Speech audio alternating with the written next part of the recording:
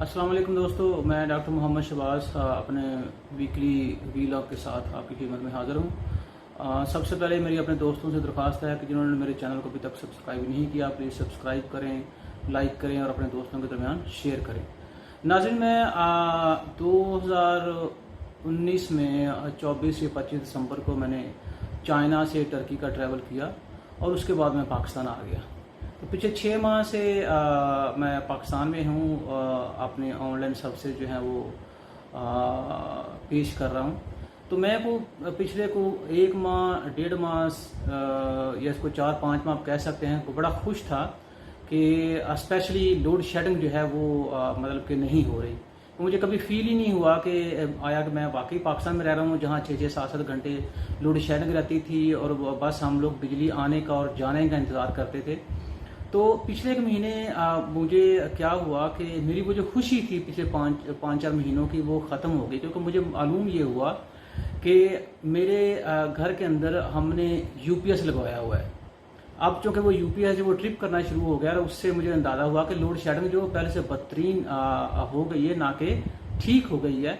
तो मेरे ख्याल में अगर इसी स्टोरी को मैं थोड़ा सा रिलेट करूं पाकिस्तानी इकॉनमी के साथ, तो हमें पिछले 2-2.5 साल से, बल्कि अगर हम थोड़ा सा हिस्ट्री में चलें, पिछले 22 साल से जो ख्वाब दिखाए जा रहे हैं, तो वो ख्वाब की जो प्रैक्टिकल शेप थी वो पिछले 2 साल से हम लोग फील कर रहे थे कि जैसे वो पूरी होने जा रही है। लेकिन पिछले चंद एक दिनों से लग रहा है कि वो पाकिस्तान की इकॉनमी का जो यूपीएस है वो बेसिकली अब ट्रिप करना शुरू हो गया, कि जिसकी वजह से हमें पता चल रहा है कि हम किस कदर बदतरीन बहरान का शिकार हो रहे हैं। उसमें आप देखें, पिछले हफ्ते से गर्मी बहुत ज़्यादा पड़ रही है, और पिछले हफ्ते से जो आपका पॉलिटिकल टेम्परेचर है वो भी बहुत ज़्यादा चढ़ा हुआ है। उसके बाद पिछले हफ्ते से ही इस गवर्नमेंट के मुख्तलिफ वज़रा जो हैं वो उन्होंने एक दूसरे के ऊपर तनकीद करना शुरू कर दी है। इवन कुछ वज़रा जो हैं उन्होंने खुल के मीडिया के ऊपर आना शुरू कर दिया, और वो मीडिया के ऊपर आकर उन्होंने कुछ बातें कहना शुरू कर दी हैं। ग़ालिबन मैं फवाद चौधरी की बात कर रहा हूँ, जिन्होंने ये एडमिट किया है कि हमारी गवर्नमेंट के पास 5 से 6 महीने हैं, अगर हमने कुछ करके ना दिखाया आवाम को, या हमने कुछ डिलीवर ना किया, तो हमारी गवर्नमेंट जो है उसके फैसले कहीं और होंगे, या गवर्नमेंट की डोरें जो हैं कहीं और चली जाएंगी।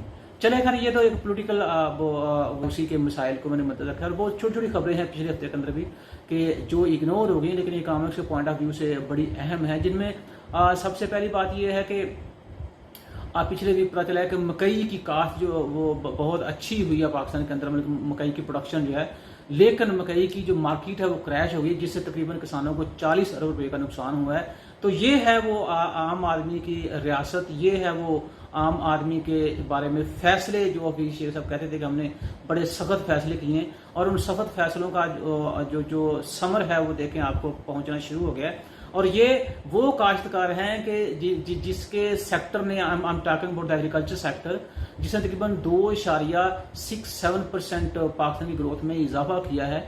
और ये है वो सेक्टर की जिसकी केयर इतनी ज़्यादा की जा रही है ताकि ये सेक्टर फले फूले। जब इस तरह के किसानों की जो पैदावार है मुख्तलिफ फसलों की, उनके मामलात में कीमत का तयन का मामला हो या मार्केट का मामला हो, तो उसके ऊपर इस कदर आप इग्नोरेंस दिखाएंगे तो जाहिर सी बात है आपकी इकॉनमी जो है वो ऊपर बढ़ने के बजाय उसका डिक्लाइन ही होगा।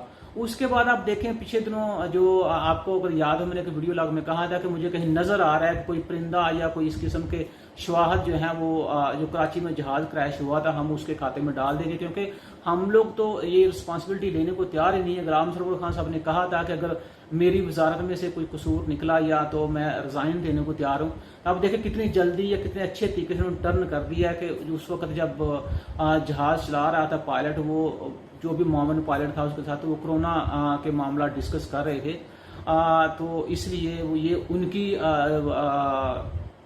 इग्नोरेंस है, ये उनका कसूर है, तो सारे का सारा मलबा जो है वो उसके खाते में डाल दिया। उसके बाद दूसरा ने कहा कि हमारे बहुत सारे पायलट जो हैं वो जाली लाइसेंस जो है वो लेके बैठे हुए हैं। तो अब इतनी सेंसिटिव बात जो है आपने मतलब पब्लिकली कर दी, अगर ऐसा था भी तो आप इसको क्लोज डोर रखते ताकि दुनिया के अंदर हमारी जग हंसाई जो हुई है वो ना होती। और ये तो हमें पहले ही पता है कि पीआईए के साथ सफर करना जो वो रिस्की है, लेकिन अब आपने इसको लीगली इसके ऊपर स्टैंप लगा दिया है कि वाकई पीआईए के साथ जो सफर ना करे। तो मुझे जो लग रही चीज शायद हो सकता है अब नेक्स्ट स्टेप जो है वो पीआईए को प्राइवेटाइज करने का बड़ी जल्दी वो मैं देख रहा हूँ। تو اس طرح کے جب ہم نان سینس اسٹوپڈ چیزیں ہم کریں گے تو ظاہر سی بات ہے ہمارا امیج جو ویسے ہی پورے ورلڈ کے اوپر اتنا اچھا نہیں ہے، تو وہ خدا را آپ اس امیج کو مزید برا نہ بنائیں. آپ تو وزیر ہیں، آپ کو تقریباً آپ کا جو ویژن ہے وہ 100 سال آگے تک آپ کو، ایک عام آدمی میں آپ کو 100 سال ایڈوانس ہو کے سوچنا ہے. تو آپ تو بجائے ایڈوانس سوچنے کہ آپ تو پیچھے جا رہے ہیں اور ہمارے اداروں کو جو ہے وہ مزید گڑھے میں دھکیلتے جا رہے ہیں جو آلریڈی اچھا پرفارم نہیں کر رہے. تو بجائے اس کے کہ یہ ایک دوسرے کے اوپر اللہ تللے الزام لگانے کے، بہتر یہ ہے کہ آپ کوئی سلوشن پرووائڈ کریں. گو کہ مجھے پتہ ہے، یہ میں مانتا ہوں، بلکہ ہم سب یہ مانتے ہیں کہ سسٹم ہمارا بیٹھ چکا ہے، لیکن بیٹھے ہوئے سسٹمز کو بھی جو لوگ ہی ہوتے ہیں جو اس کے اندر ریفارمز لے کے آتے ہیں، جو اس کے اندر بہتری کی طرف اداروں کو پش کرتے ہیں. آپ اگر دیکھیں، آپ بڑا ذکر ہم کرتے ہیں کہ جی میں ویسٹ سے بہت واقف ہوں، ہمیں ویسٹ سے سیکھنا چاہیے، ہمیں یورپ سے سیکھنا چاہیے، ہمیں ریاست UK سے سیکھنا چاہیے. تو ریاست UK کی اگر وہ جو ملکہ الزبتھ کوئین ہے اس کو دیکھا جائے، مارگریٹ تھیچر جو ہے اس کو دیکھا جائے، تو کیسے ان لوگوں نے ملے کہ اچھے لوگ منتخب کر کے اپنی ٹیم سے، کیونکہ یہ ٹیم کا انتخاب ٹیمیں ملا نہیں کرتی، ٹیمیں ڈھونڈا کرتے ہیں. مطلب کہ اس کی چھوٹی سی ایگزامپل میں دیتا ہوں. میں ایک چھوٹا سا ریسرچر ہوں، جو میں ریسرچ میں کوئی الف بیس سیکھنے کی کوشش کر رہا ہوں.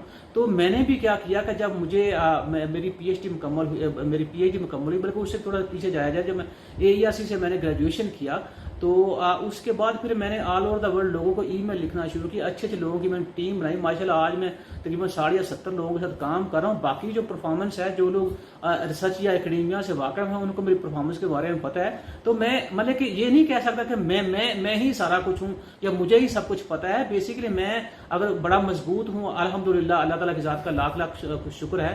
اگر اللہ تعالیٰ نے میرے ہاتھ کام کے لیے بنائے ہیں اور میرے ہاتھوں سے کام نکلا ہے، تو بیسیکلی یہ ہمارا جوائنٹ کولیبوریشن ہے، یہ ہماری جوائنٹ محنت ہے میری اس ٹیم کے ساتھ، جو میں نے اچھے لوگ پوری دنیا میں سے چنے. تو ایک لیڈر جو ہوتا ہے اس کا کام بیسیکلی یہ ہوتا ہے، بجائے کہ وہ یہ کہے کہ جب لیڈر پلا ٹھیک ہوگا تو نیچے آٹومیٹک لوگ جو ہیں جڑتے جائیں گے. تو لوگ جو آپ کے ساتھ نیچے آٹومیٹک جڑے ہیں، وہ آپ کے سامنے کس طرح کے آپ کو فروٹس دے رہے ہیں، کس طرح کے آپ کو، یا کس طرح آپ کی پرفارمنس کے اندر وہ اضافے کا باعث بن رہے ہیں. دن بدن جو ہے میرے خیال کہ ضلالت ہی اکٹھی ہو رہی ہے اس گورنمنٹ کے لیے. تو خدارا ابھی بھی ٹائم ہے، ٹھیک ہے، 2 سال ہونے والے ہیں، لیکن پھر بھی ابھی ٹائم ہے. تو آج ہی آپ آنکھیں کھول لیتے.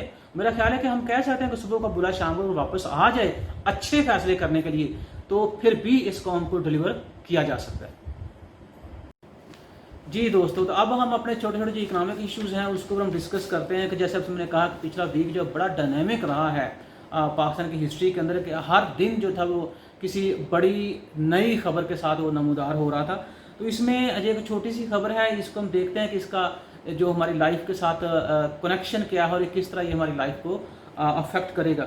سب سے پہلی بات تو یہ کہ یہ لکھا گیا ہے کہ اسٹیٹ بینک کو عالمی مالیاتی اداروں کی طرف سے $1 ارب موصول ہوئے ہیں، جس کی وجہ سے ہمارے زر مبادلہ کے مجموعی ذخائر جو وہ 17 ارب 70 کروڑ 50 لاکھ تک چلے گئے ہیں.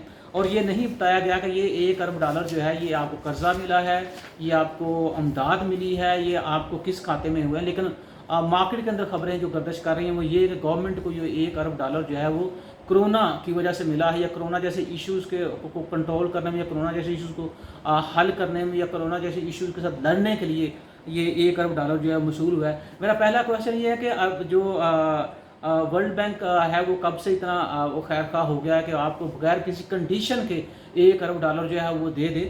خیر، ہم آتے ہیں تھوڑا سا اپنے مدعے کی طرف. اس میں لکھا یہ کیا ہے خبر کے اندر کہ درآمدات میں زبردست کمی سے پاکستان کا کرنٹ اکاؤنٹ جو ہے وہ سرپلس میں چلا گیا.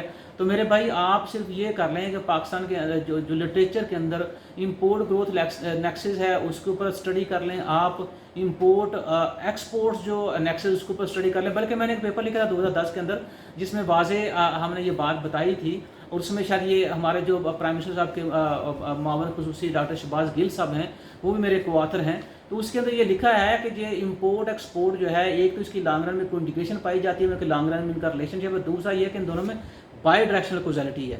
اس کا مطلب یہ ہوا کہ اگر آپ اس کو عام لوگ فیڈ بیک افیکٹ بھی کہتے ہیں. اس کا مطلب یہ ہے کہ پاکستان کے کیس میں اگر ہم اس کو چیک کریں تو امپورٹ جو کاز کرتا ہے ایکسپورٹس کو، اور ایکسپورٹ کاز کرتا ہے امپورٹ کو. اس کا مطلب یہ بھی ہے کہ چونکہ یہ فیڈ بیک افیکٹ ہے تو اگر ہم امپورٹس کم کریں گے تو اس سے آپ کا جو ڈومیسٹک ایکسپورٹ ہے وہ بھی کم ہوگا. اس کی اگر اس کو ہم جوڑیں تھوڑا سا فیکٹس اینڈ فگرس ہیں پاکستان کے اس کے ساتھ, تو FBR نے ایک لکھا تھا کہ اگر ہم $1 ارب جو ہے اس کا امپورٹ ہم کم کرتے ہیں تو اس سے ہمیں تقریباً پاکستانی 50 ارب روپے کا نقصان ہوگا ٹیکس کی فارم میں. مطلب کہ اس سے ہمارا جو ٹیکس کلیکشن ہے وہ ڈکلائن ہو جائے گا.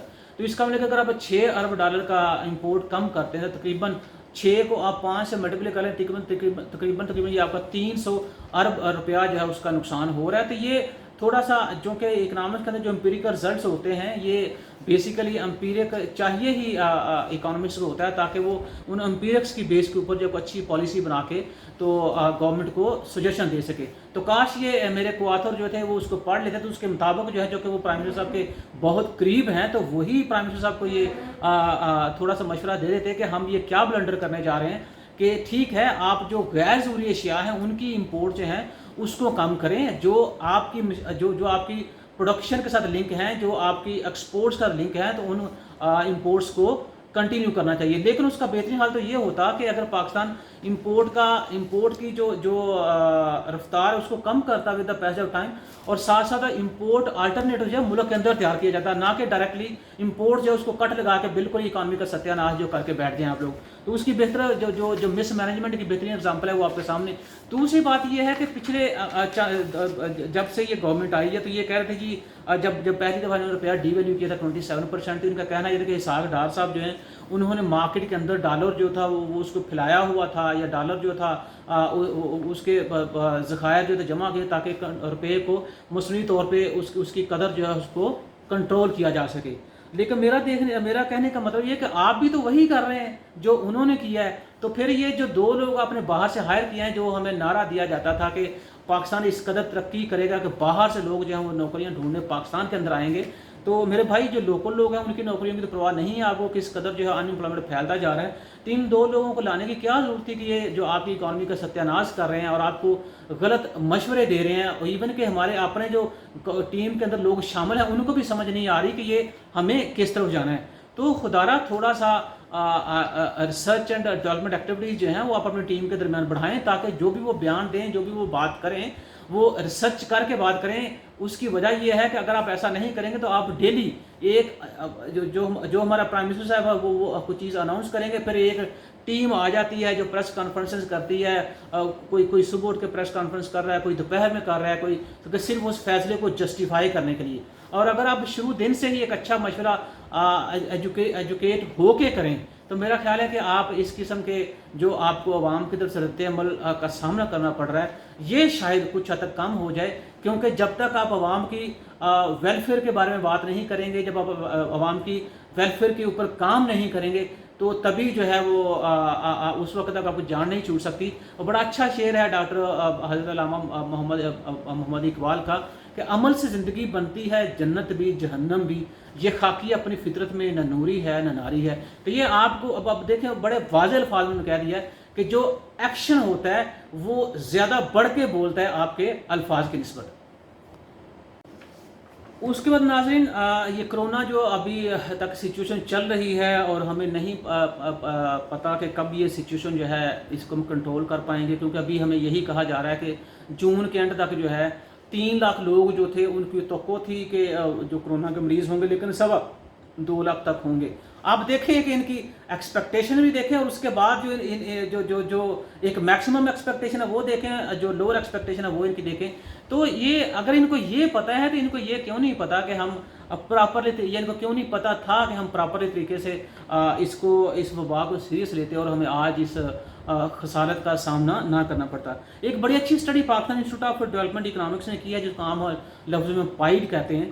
انہوں نے کہا ہے کہ یہ ظاہر سی بات پریڈکشن ہے, انہوں نے ریسرچ کے اوپر یہ ساری چیزیں کی ہیں, کیونکہ پچھلے دنوں مراد سعید صاحب نے کہا تھا کہ پاکستان کے اندر جو پاورٹی ہے وہ 25% ہے. اب دیکھیں کہ وہ 25% حالانکہ ایسا ہے نہیں ہے. پائیڈ یہ کہتا ہے, ان کی جو ریسرچ ہے وہ یہ کہتی ہے کہ جی ڈی پی گروتھ جو ہے 2020 میں وہ تقریباً 0.62 سے لے کے 1.36 تک رہنے کا امکان ہے, مطلب کہ بٹوین دیز 2 پوائنٹس. اس کے بعد انہوں نے یہ بھی لکھا ہے کہ جو آپ کا اکنامک گروتھ ہے یا شرح نمو جسے کہتے ہیں وہ 2021 کے لیے 0.4 سے بڑھ کے 2.16 کے درمیان رہنے کی توقع ہے. اس کا انحصار انہوں نے کہا ہے کہ کس کے اوپر ہوگا, جو ملکی صورتحال ہوگی. آپ کو پتا ملک جو ہے اس وقت کرونا سے 2-4 ہے, تو انہوں نے یہ کہا ہے کہ کرونا کی سچویشن جو اس کو ڈپینڈ کریں گے ہمارے ایسٹیمیٹس. اگر ہم بہت جلد کنٹرول کر لیتے ہیں کرونا کی سچویشن کو تو مائٹ بھی پاسبل کہ ہم یہ جو اہداف انہوں نے بتائے ہیں اس کو اچیو کر لیں گے, اور اگر کرونا کی سچویشن اسی طرح رہی تو پھر بہت مشکل ہو جائے گا. اس کے بعد انہوں نے کہا ہے کہ اس دوران کیا ہوگا کہ مزید 47 لاکھ لوگ بے روزگار ہوں گے. آپ دیکھیں گے میں بات وہی آپ سے, اگر میرے پچھلے ریل آپ کو یاد ہے تو اس میں نے کہا تھا کہ سچویشن جو بہت گمگیر ہوتی جا رہی ہے اور ان امپلائمنٹ بڑھے گا بجائے کہ کم ہونے کے, کیونکہ ساری چیزیں جو اکنامک ایکٹیویٹی کے ساتھ لنکڈ ہے, اور جب آپ کی اکانومی جمود کا شکار ہوگی تو ظاہر سی بات ہے یہ جو انڈیکیٹر انفلیشن ہو گیا, ان امپلائمنٹ ہو گیا, یہ کم ہونے کے بجائے بڑھتے جائیں گے. اس کے بعد انہوں نے کہا جی کہ اس سے کیا ہوگا کہ اگر یہ سچویشن اسی طرح رہتی ہے, جو گروتھ ہے مطلب انہوں نے کہا جی 0.4 سے لے کے 2.16 ہے یا 0.62 سے لے کے 1.36 ہے, اس کی وجہ سے 8 کروڑ 70 لاکھ لوگ جو ہیں وہ پاورٹی میں جا سکتے ہیں. مطلب کہ پاورٹی میں اضافہ ہی ہوگا, یہ ٹوٹل پاپولیشن کا تقریباً آپ کو 35 سے 37% بنتا ہے. تو آپ دیکھ لیں. پھر اس کے بعد انہوں نے یہ بھی کہا ہے کہ اس کے لیے ہمیں کرنا کیا ہے. دیکھیں ریسرچ جو ہوتی ہے it comes with the solutions. یہ خالی باتیں خام خیالی یا خیالی پلاؤ جو ہوتے ہیں اس میں چیزیں نہیں آ رہی تھی. اس کے پیچھے لٹریچر شامل ہوتا ہے, اس کے پیچھے سروے شامل ہوتا ہے, اس کے پیچھے آپ کا ڈیٹا کلیکشن شامل ہوتا ہے, اس کے پیچھے پر وہ امپیریکل جو اپروچز ہیں وہ ڈیٹا کی نیچر کے کو دیکھ کے لگائی جاتی ہیں. اس کی اتنی ایفرٹس کے بعد ایک آپ کے پاس امپیریکل رزلٹ آتا ہے. اس کے بارے میں پائڈ یہ کہتا ہے کہ ہوگا کیا, کہ جیسے میں نے کہا کہ ہمیں بڑا محتاط رہنا ہوگا ٹیکس پالیسیوں کے حوالے سے. کیسے؟ ٹیکس پالیسی میں معیشت کو بحال کرنے کے اہداف ہونے چاہیے. مطلب کہ وہی بات کہ جو آپ کی اکنامک ایکٹیویٹی ہے ہمارا پورا کا پورا جو اٹینشن ہے وہ اس کی طرف ہونا چاہیے. رپورٹ میں یہ بھی کہا گیا ہے کہ ٹیکسوں میں نرمی کرنے سے ٹیکس کی شرح کم ہوگی. ظاہر سی بات جب ٹیکس کریں گے اس پر یہ کہا ہے کہ لیکن ان کا حصول آسان ہوگا اور ٹیکس دینے والوں کا اعتماد بحال کر کے ٹیکس ریونیو میں اضافہ ممکن ہو سکے. اس کے علاوہ ٹیکس فائلر اور نان ٹیکس فائلر کے درمیان تفریق کر دینی چاہیے. یہ ساری چیزوں کے ابھی تک جو گورنمنٹ ٹیکس کلیکٹ نہیں کر پائی اس کی صرف مین ایک وجہ یہ ہے کہ لوگوں کا اعتماد جو ہے گورنمنٹ کے اوپر وہ نہیں ہے جو کہ ہونا چاہیے. کیونکہ جب عوام ٹیکس دیتی ہے پھر عوام یہ بھی توقع کرتی ہے کہ ان ٹیکس کی مدد سے جو بیسک فیسلٹیز ہیں like education health at least وہ تو ملنی چاہیے, اس میں پبلک انفراسٹرکچر بھی آپ شامل کر لیں. تو جب یہ ساری چیزیں نہیں ہوگی تو پھر عوام ٹیکس دینے سے کتراتے ہیں, نہ کہ ٹیکس دینے کی طرف جاتے ہیں.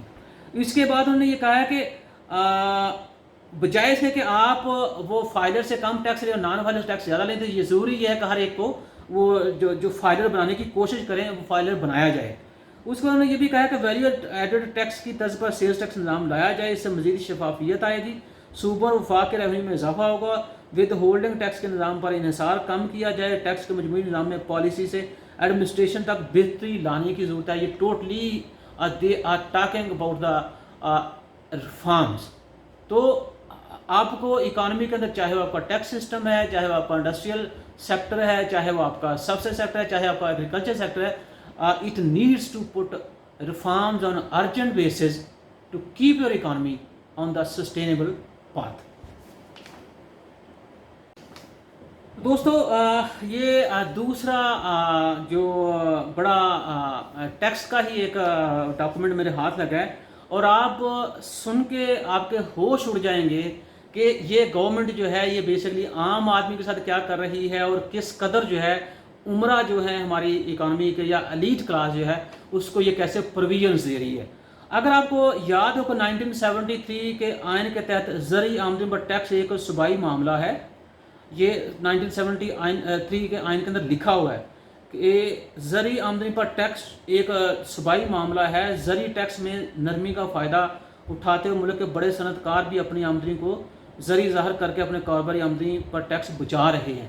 تو بیسیکلی تو یہ تھا کہ صوبے اب دیکھیں کہ کیسے ظاہر سی بات ہے یہ جو صوبے ہیں اس میں چاروں صوبائی جو وزراء اعلیٰ ہیں وہ شامل ہیں. تو اس میں جو پہلی بات انہوں نے یہ کہی ہے کہ خبر کچھ اس طرح سے ہے, جو میرا خبر یار جو ہے وہ یہ بتا رہا ہے کہ تحریک انصاف کی حکومت میں جاگیردار اور بھاری تنخواہ وصول کرنے والے طبقے کو آمدنی پر لگائے گئے ٹیکس میں زمین آسمان کا فرق پایا جاتا ہے. کیسے؟ ایک سال قبل پنجاب حکومت، یہ جو ہمارے وسیم اکرم پلس وزیر اعلیٰ صاحب ہیں، یہ ان کے ٹیریٹری میں یہ بات ہو رہی ہے، کی طرف سے کیے گئے فیصلے کے بعد جاگیردار تنخواہ دار طبقے مقابلے میں جاگیردار تنخواہ دار طبقے کے مقابلے میں 85% کم ٹیکس ادا کرتا ہے۔ جاگیردار کیسے؟ جاگیردار اور کاروباری طبقہ کے ٹیکس میں 150% فرق پایا جاتا ہے۔ جاگیردار طبقہ 500 روپے فی ایکڑ یا اپنی آمدنی کا 15% جو بھی ہو زیادہ ٹیکس ادا کرتا ہے۔ اس کی ایک اگر آپ کو اگزامپل دی جائے، وہ وہی بات نا کہ جو اب کیا کر رہا ہے، جو صنعت کار ہے یا جو بڑے بڑے جاگیردار جو ہیں، یہ زمینیں لے رہے ہیں اور زرعی زمینوں کے اوپر آپ کو پتا ٹیکس تھوڑا ہے، تو یہ اس طرح سے بجائے کہ وہ کوئی صنعت لگائیں، کوئی انڈسٹری لگائیں، اس کے اوپر بہت زیادہ ٹیکس پے کریں، تو اس سے بہتر یہ کہ زمینیں لے کے چھوڑ دو یا ان زمینوں کو زرعی ظاہر کر دو، تو اس کے اوپر آپ کو کم سے کم ٹیکس جو ہے وہ دینا پڑے گا۔ اس میں تنخواہ دار طبقہ اگر دیکھا جائے، اس کے بارے میں کیا کہا جاتا ہے کہ اگر تنخواہ دار طبقے میں سے کسی ایک فرد کی آمدنی 10 لاکھ سالانہ ہو، تو اسے کسی جاگیردار کی اتنی ہی آمدنی کے مقابلے میں 900% ٹیکس زیادہ دینا پڑتا ہے۔ یہ ظلم نہیں ہے تو اور کیا ہے؟ مطلب کہ کب تک آپ جو ہے اس عوام کا خون چوستے رہیں گے اور کب تک جو ہے آپ ان کو تکلیف دیتے رہیں گے؟ اب وہ آگے یہ بھی کہتا ہے کہ FBR کے کھاتوں کے مطابق گزشتہ مالی سال کے دوران وفاقی اور تمام صوبائی حکومتوں نے زرعی آمدنی پر ٹیکس میں 18.9 ارب ڈالر کی چھوٹ لی ہے۔ اور یہ چھوٹ کس نے دی ہے؟ یہ چھوٹ گورنمنٹ کی طرف سے پرووائڈ کی گئی ہے۔ اور یہ کس پروونس گورنمنٹ میں ہے؟ یہ وسیم اکرم پلس جو ہمارے CM صاحب ہیں، ان کی گورنمنٹ میں پچھلے سال یہ ہوا ہے۔ تو اس طرح سے عام بندہ جو ہے اس کے حق کے اوپر ڈاکہ ڈالا جا رہا ہے، اور بیان بازی یہی چل رہی ہے کہ ہم جب تک ہماری جان ہے، جب تک ہماری سانس میں سانس ہے، یا جب تک ہمارے جسم میں سانس ہے، یا ہمارے جب تک جسم میں خون کا آخری قطرہ ہے، ہم تب تک اس عوام کو ریلیف دیتے رہیں گے اور وہ ریلیف ملے گا آپ کو اس طرح امیر لوگوں کو ٹیکس میں چھوٹ دے کے۔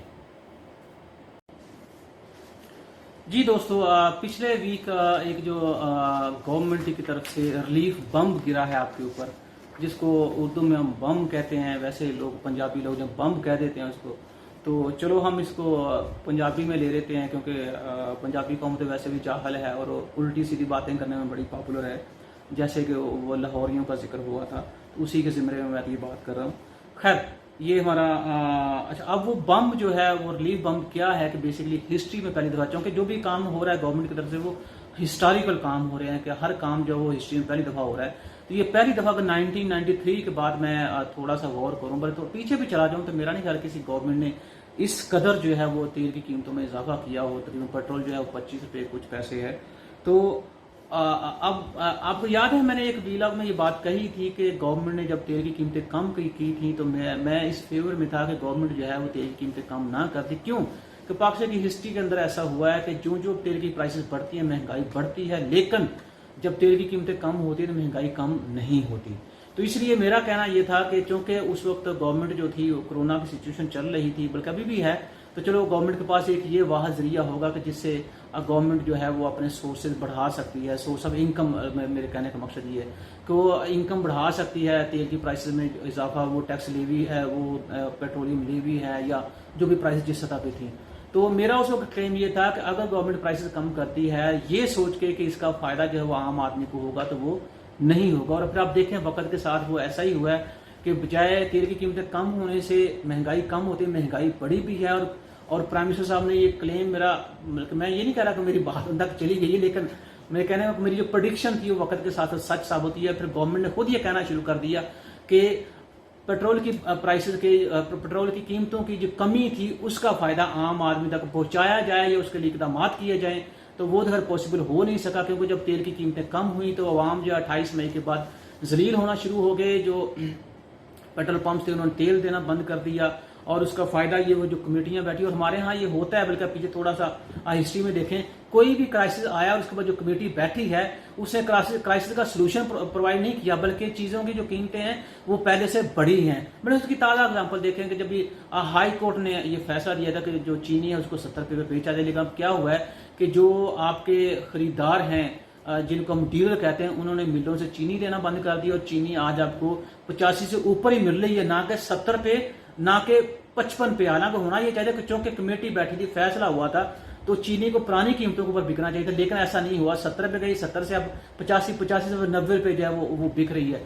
तो ये हुआ। उसके बाद फिर अलीम खान साहब आए, जब उनको मिनिस्टर बनाया गया पंजाब में, तो वो जब आटे के जो डीलर थे या जो मिल हजरात थे उनके साथ बैठकर उन्होंने मीटिंग की। उसके बाद देखें आटे की प्राइसेस जो है बढ़ती गई। फिर ये पेट्रोल वाली बात होगी, इसके ऊपर ये हम हाई कोर्ट में पिटीशन भी दायर की गई कि कार्रवाई की जाए। प्राइम मिनिस्टर साहब ने ये कहा कि इनको हम इबरतनाक जो है वो सबक सिखाएंगे, सजा देंगे, लाइसेंस मुअत्तल कर देंगे, हम इस तरह से करेंगे। और ये सारी चीज़ उसके ऊपर उमर अयूब साहब ने जो है वो एक बड़ी जज्बाती तकरीर भी की, और वो जज्बाती तकरीर जो है वो हमें 25 रुपये फी लीटर इजाफे के साथ हमें बर्दाश्त करनी पड़ रही है। तो ये थी वो बातें, ये थे वो रिलीफ जो है वो दिया जा रहा है। अब मसला ये हो रहा है कि वही बात आपसे मैं कर रहा हूँ कि आप पहले अब चीज़ों को अनाउंस करें, फिर आप देखें कि इसमें मिस मैनेजमेंट की ये दूसरी बेहतरीन एग्जांपल, उससे पीछे बहुत से एग्जांपल हैं, लेकिन दूसरी बेहतरीन एग्जांपल आप देखेंगे।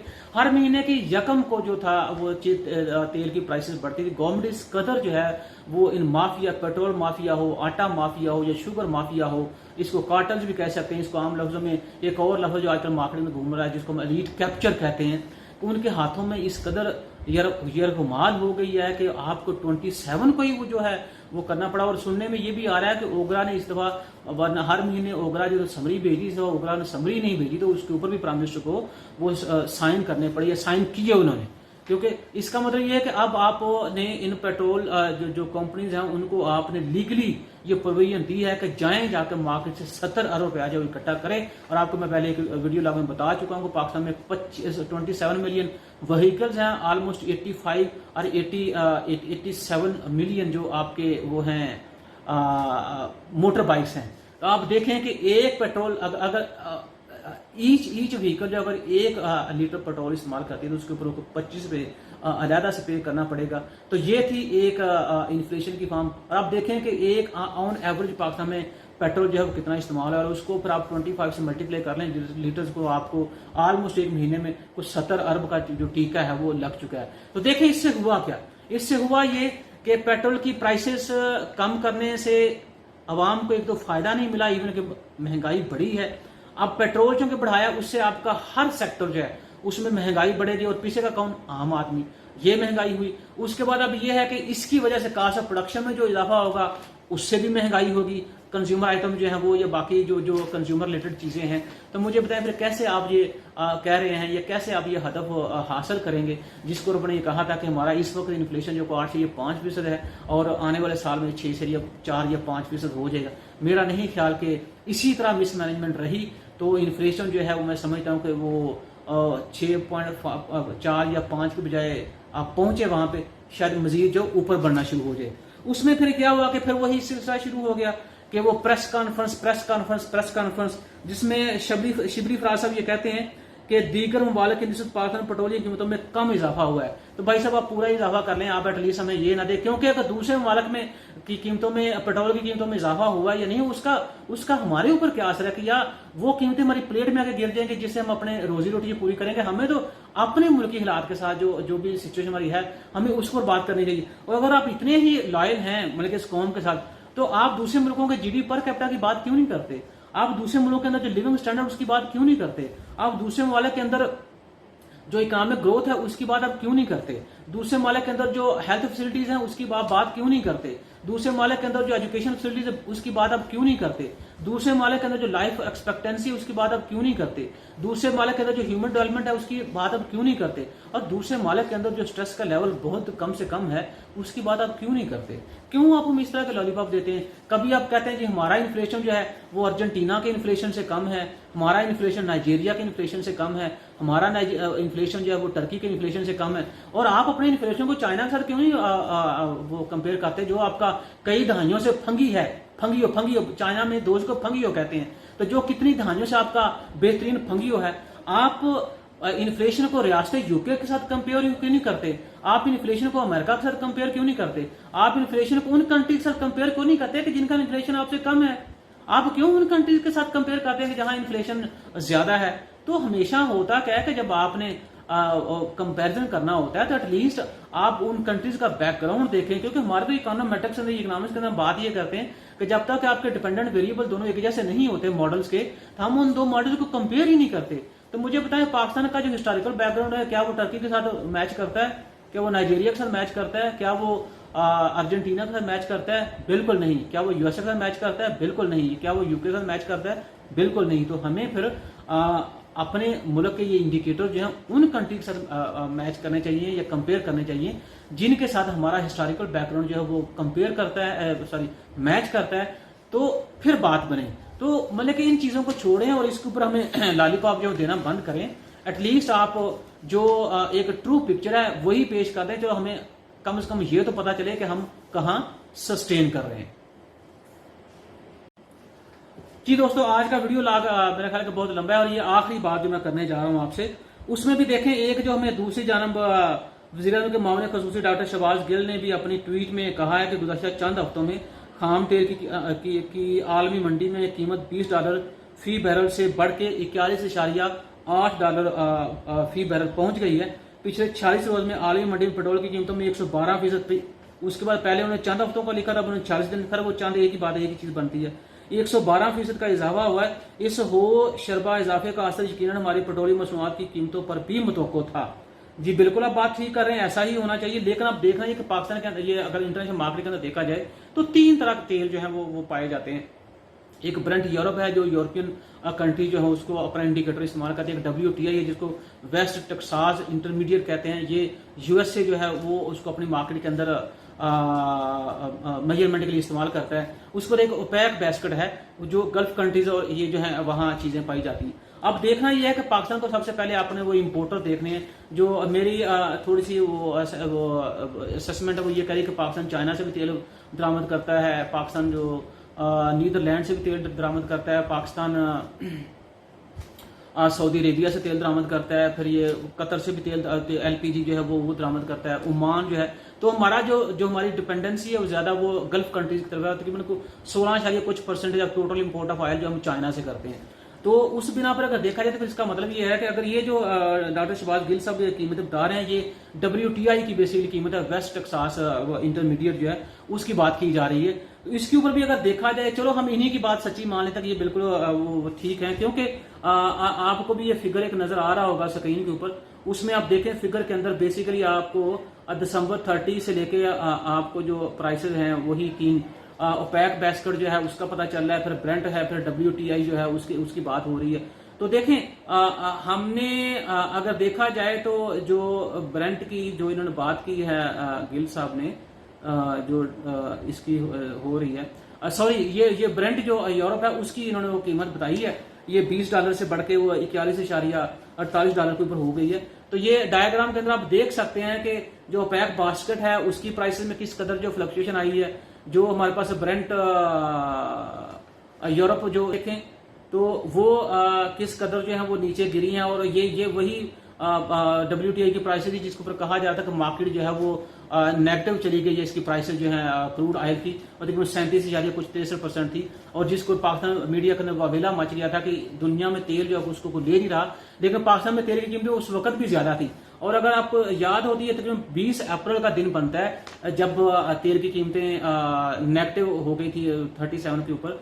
बल्कि थोड़ा देखा जाए तो ये तकरीबन 14 से 15 अप्रैल जो था उसके ऊपर अगर तवज्जो की जाए तो हमारे यहाँ जो कीमतें थी इसकी WTI की वो देखे कहाँ से कहाँ चली जाती है। फिर जो कीमतें बढ़ना शुरू हुई हैं तो बेसिकली ये अगर WTI की बात की जाए तो ये तकरीबन को 14.22 बनता है, और अगर हम ब्रेंट को देखें तो वो तकरीबन 20.46 बनता है। और ये जो प्राइस मैं आपको बता रहा हूँ ये तकरीबन 28 अप्रैल की है। 28 अप्रैल के बाद अब दिन काउंट कर लें कि 27 जून तक कितने दिन बनते हैं, तो उसके बाद जो है वो चीजें कीमतें बढ़ना शुरू हुई हैं। और तकरीबन ये अगर 22 जून तक हम देखें तो ये कीमत जो थी तकरीबन ये 39 बल्कि 43.08 है। लेकिन हम शहबाज गिल साहब जो है उनकी हम कैलकुलेशन को ले लेते हैं, हो सकता है क्योंकि यहाँ ये भी एक बड़ी बात है। पिछले दिन मैं टीवी प्रोग्राम देख रहा था जिसमें अक्सर ये जो हमारे गुजरा है उनकी तरफ से ये मतलब शिकवा किया जाता है کہ پاکستان کے اندر ہر کوئی بندہ جو ہے وہ ایکسپرٹ بیٹھا ہوا ہے. اور میں آپ کو بتا دوں مطلب کہ ان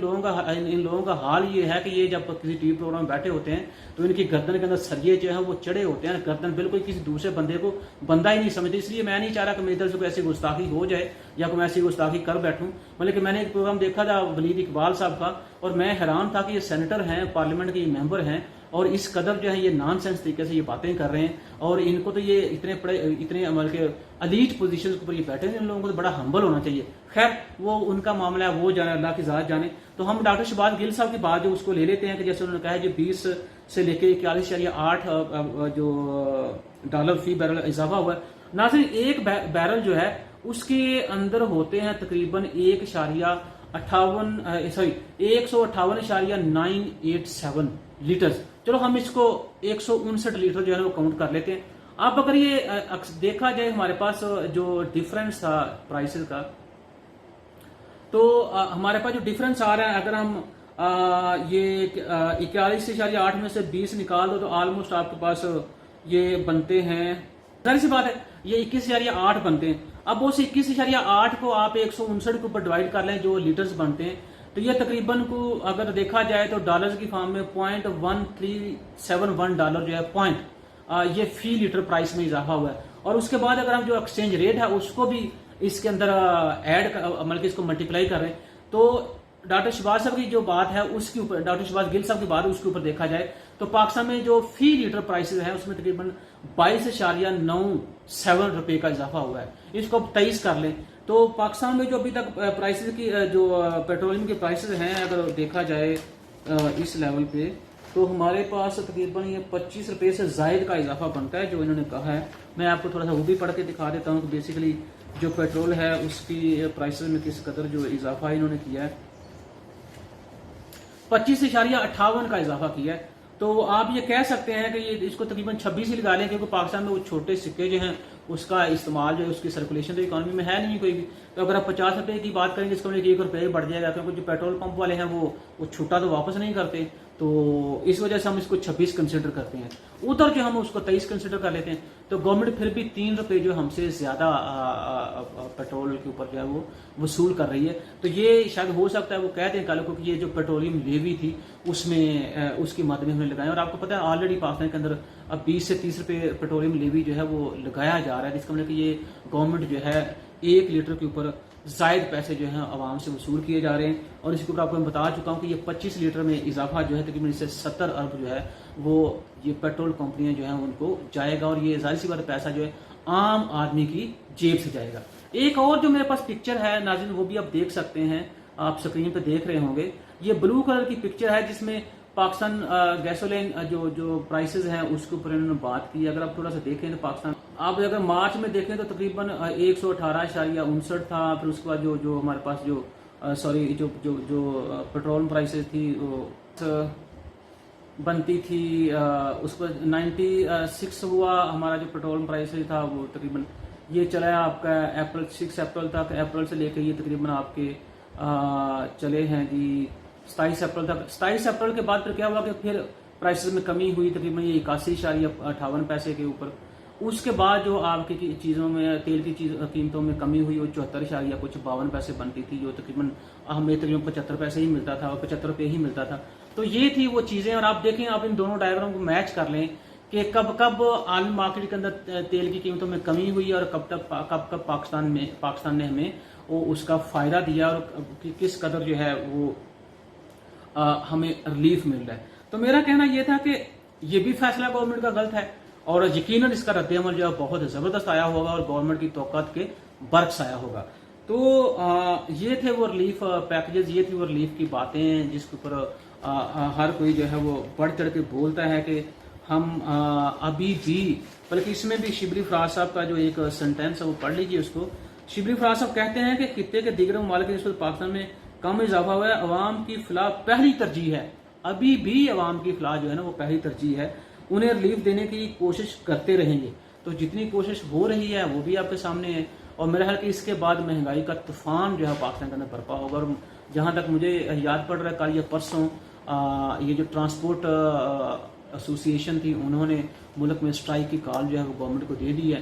تو میرا خیال ہے کہ اب گورنمنٹ کے پاس ہر آتے ہوئے نئے دن کے لیے نئے نئے کرائسس جو ہیں وہ جنم لیتے رہیں گے. اور ویسے بھی کہا یہ جا رہا ہے، جیسے پرائم منسٹر صاحب نے کہہ دیا ہے، بلکہ فواد چودھری صاحب کی زبانی جب نے پاس سنی ہے کہ 6 ماہ ہیں ہمارے پاس، تو اس کا مطلب اب 6 مہینے کے اندر جتنے منسٹر ہیں وہ کام کرنا بند کر دیں گے، بلکہ اپنی دکانداری جو ہے اس کے لیے کچھ نہ کچھ مال جو ہے وہ اکٹھا کرنا شروع کر دیں گے. اللہ تعالیٰ میرے اس ملک کے اوپر کرم فرمائے، ہمارے اوپر کرم فرمائے. اپنا اور اپنے اہل خانہ کا خیال رکھیے گا. اللہ حافظ.